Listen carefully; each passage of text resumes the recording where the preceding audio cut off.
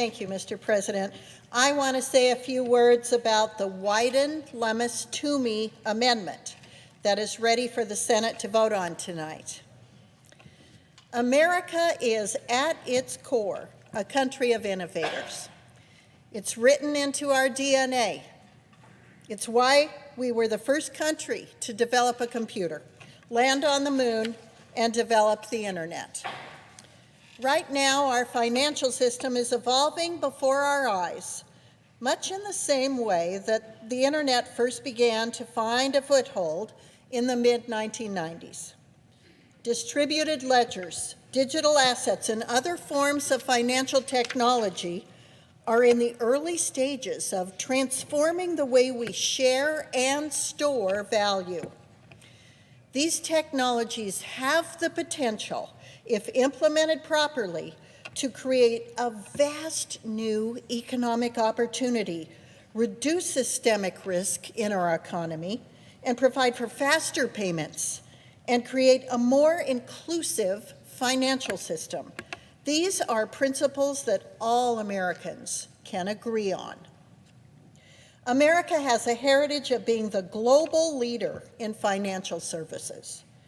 And this has created enormous wealth and opportunity in this nation.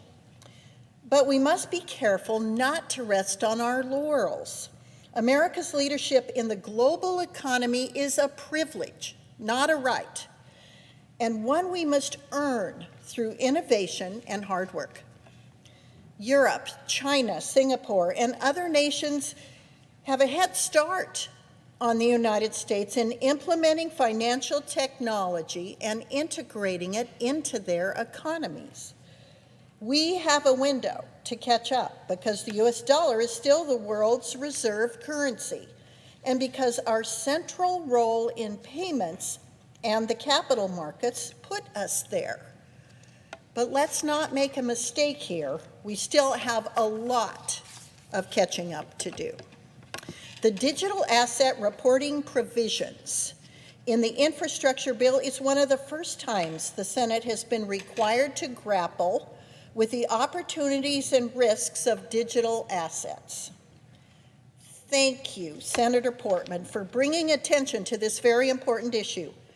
The issue of ensuring tax compliance in the digital asset markets. Everyone should be paying the taxes they owe under the law, and I support the spirit of this provision. I also want to thank Senator Portman for his willingness to work with me over the last week to make changes to the language currently in the bill. It's come a long way. But even with these changes, it isn't quite ready to become law. The Wyden-Lummis-Toomey Amendment is very simple. It clarifies in law what most of us already believe, that validators of distributed ledger data like miners and stakers, hardware wallet providers, and software developers should be required to report transactional data to the Internal Revenue Service. This is common sense. The most important thing this amendment does is say in plain English what the law means.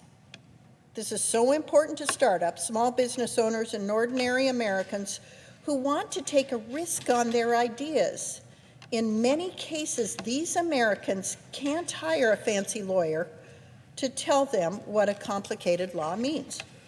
The amendment makes clear that Congress is about to have a really important debate on the legal status of digital assets as securities or commodities and the appropriate regulatory framework in which to house digital assets. We must make sure that the validators of distributed ledger assets, like miners and stakers, hardware wallet providers, and software developers, are not in a position to report transaction data to the Internal Revenue Service. Mr. President, this amendment is the first step in a long journey towards America renewing its commitment to innovation and retaining its role as the leader in the global economy. This is why Chairwoman Wyden, Ranking Member Toomey, and I brought this amendment forward. It's because we care deeply about the future of American innovation. and we want to see thoughtful debate and good public policy around these issues. I'm very thankful to Chairman Wyden, Ranking Member Toomey, Senator Sinema, Senator Portman, and others for allowing us to have this debate today. It will be the first of many in the coming years. I urge my colleagues to thoughtfully consider Senate Amendment 2498 and to support it when it comes up for a vote. Thank you, Mr. President. I yield back.